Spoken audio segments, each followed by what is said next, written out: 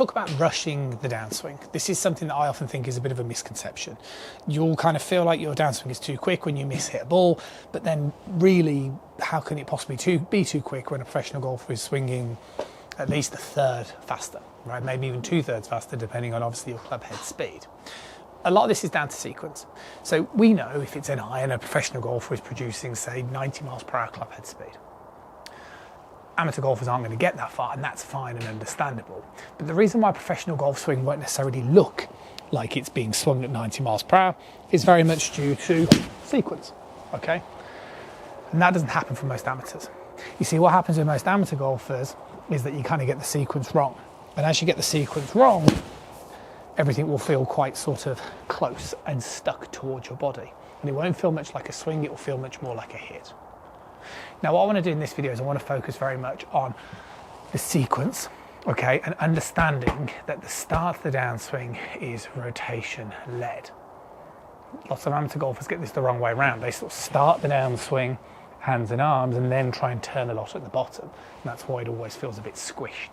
What we're looking to do is turn fast and then drop the arms. Now, let's talk about it this way.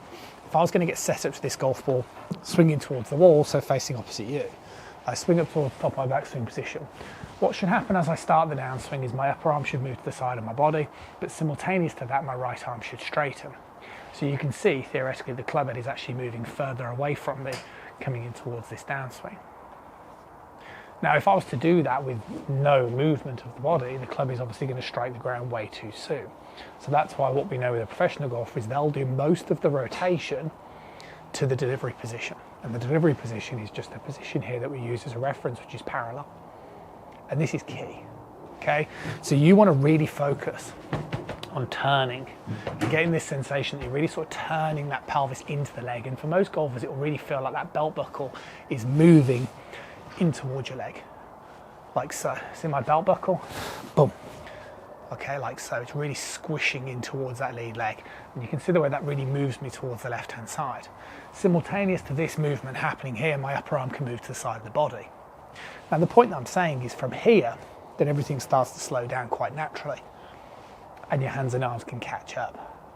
And that's a really sort of key thing that you want to kind of focus on.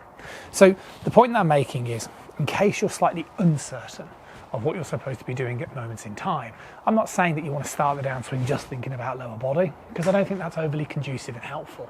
But equally, what I would say is if you don't start simultaneous with rotation and your arms, that's the reason why your golf swing will feel like a rush.